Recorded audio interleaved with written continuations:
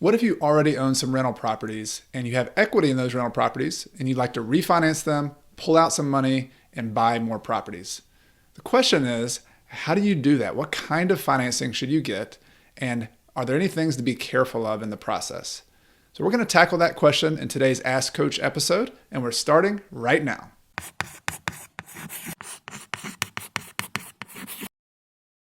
Hi, I'm Chad Carson, also go by Coach. In this channel, we talk about how to invest in real estate so you can achieve financial independence and do more of what matters in your life. In just a moment, I'm going to take you to a clip from a recent Ask Coach live stream where someone asked me a really good question, a little bit more kind of an intermediate rental question where they already own some properties. And this person had 6 properties in their case. And they'd done a good job paying cash for some of those properties, and then some of the other ones had debt on them. But their question was, they said they want to continue growing. They're not done yet, but they wanted to do it in a safe way. They wanted to refinance some of their properties and pull out that capital to buy some other rental properties. So the question was, how do you do that? Like, what's the financing look like? What type of financing should you get?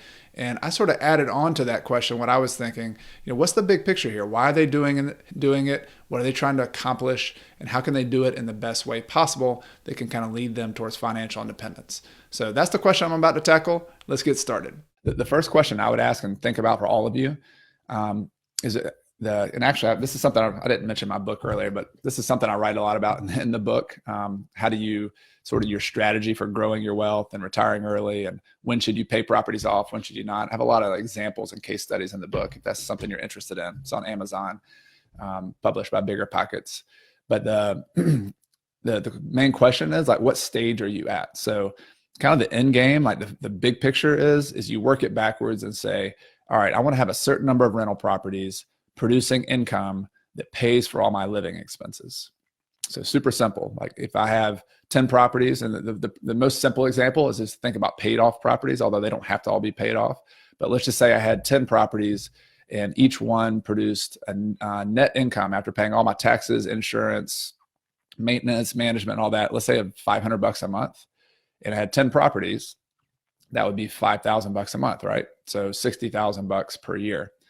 And so if that were your future goal, you're like, all right, that would pay for my living expenses. Good. That's my number. So the question as you're growing, like where you are, Chris, is like, how close am I to having enough properties that if they were paid off, or even if they weren't paid off, like if you're not going to pay off your properties, like, are they producing enough income to pay for my living expenses? So I'm assuming, because you're thinking about refinancing, that you still have some more growing to do. So you're sort of in the growth phase still, where you're trying to acquire. And so the general strategy for me is every time I refinance properties in that stage, I want to give myself as much flexibility in the future, because you just don't know what's going to happen. So like if you can go out and get 30-year fixed individual mortgages on each property, like there's traditional mortgages, like today would probably be 5% interest or so on an investment mortgage. I hadn't quoted those in the last couple months, but if you can do that, you want the safest, longest term mortgage possible to give yourself the most flexibility going forward in the future. So if you can do that, that's like plan A. Now, the challenge of that is as you get more properties, so you've got 6 properties, 4 are paid for, so you got 2 mortgages on those 2. You should be able to get, as long as you have good solid income at a job, as long as your credit's good, as long as your reserves look pretty good with the other properties, you should be able to get those mortgages and continue to borrow. And I think the cutoff rate, the one kind of plateau you get to is about 4 or 5 properties, and it gets a lot harder to get those next ones. And then once you get up to about 10 mortgages, they cut you off, and so you can't get any more of those traditional mortgages. You have to go to other products like private mortgages from other investors, hard money loans, commercial mortgages. There's a whole world of commercial mortgages where you could get those same properties, Chris, and go to a local bank or a commercial mortgage lender, and they would give you a loan as well. The only issue is the terms are typically not as good on commercial loans until you get up into like the really big loans. Like if you can get $1 million plus commercial loans, they'll start doing 10, 15, 20-year mortgages. But with commercial loans on small properties, like what most of us invest in, there'll be like a 3 to 5 year balloon payment, meaning they'll give you the loan, maybe it's a good interest rate, but in 3 to 5 years, you've got to pay off whatever you owe to the bank. And they'll typically tell you, oh yeah, we'll renew it 3 to 5 years from now. But that's not a promise. If you read all the mortgage documents, they could call the loan due and you'd have to pay them all off. And it's actually really interesting. If any of you know Dave Ramsey, my understanding of his original story was he was a real estate investor like us. He was out buying a bunch of properties in his 20s, and he had a lot of commercial loans on his properties. So these were like a local bank. And it was a different, the real estate goes up and down, and there was a particular down cycle in real estate. A lot of banks were crunched and didn't have enough money. And so his bank, his old banker friend, who was great to him, that bank went out of business or was bought by another bank. And so a new person came in and called up Dave Ramsey and said, "Hey, Dave, we see you're a great customer with our bank. You have all these loans. I think it was $2 or $3 million in loans on $5 million in properties or so." And they said, we'd like you to pay all those loans off."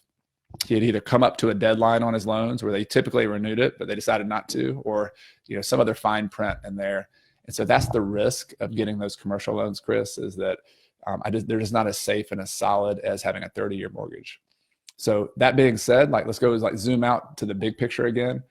If you get 7 or 8 traditional mortgages, and let's say 10 is your number, you just need 10 properties, and then you're going to transition to a debt snowball phase where instead of growing, you're now using all your extra cash flow to start paying properties off.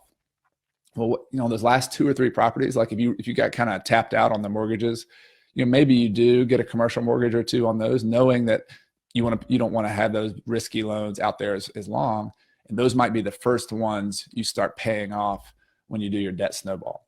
That's a lot of what we've done. My business partner and I, we looked at all the mortgages we had, and we said, all right, these are the riskiest mortgages, the ones that could kind of undercut us if we ever had to got a bad situation. And when we had $50,000-$60,000 saved up, for example, we would knock out that loan. We'd pay it off and say, all right, let's get rid of that risk.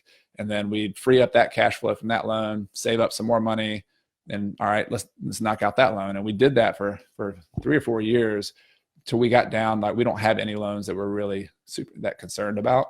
Most of them are good loans, or they're private lenders where we're comfortable working with them long run. And so that's sort of the process that we're talking about. Is you have the growth phase where you get as many safe, secure loans as you can, that cash flow positive, and then you move into that debt snowball phase. Or if you don't want to do a debt snowball, maybe you're going to want to go for the moon and kind of keep exchanging and getting bigger. That's not as much my game, but some people want to do that. And so that's your decision. But whatever you're doing right now, I think that's, to answer your question, I think getting individual mortgages is probably your best bet. Thanks for watching this episode of Ask Coach. I'd love to hear from you. If you've ever been in that situation where you have rental properties that have some equity and you want to refinance them, pull out some of that equity and continue growing, how would you do it? What would that look like for you? And even bigger picture, what's your strategy to achieve financial independence? Do you even want to refinance? Are you someone who just wants to pay all your properties off for cash? There's a lot of room for different strategies there, all with sort of the similar end game of achieving financial independence using rental properties. So let's have a good discussion. Let me know what you think in the comments. And if you're new to this channel, I hope you'll stick around. You click subscribe or click the like button below, and you'll be notified of any new videos that I have coming down the pipeline. And I've got a lot of them coming, so I hope you'll stick around. And also you can look at the library of other videos that I have, and they're generally around the topic of real estate investing, financial independence, and doing what matters. And so that's the theme of this channel. I hope you like that message. I hope it's something that resonates with you. I'm excited about it, and I look forward to bringing you more episodes in the future to help you retire early and do more of what matters. I'm Chad Carson. I'm your host, and I look forward to seeing you next time.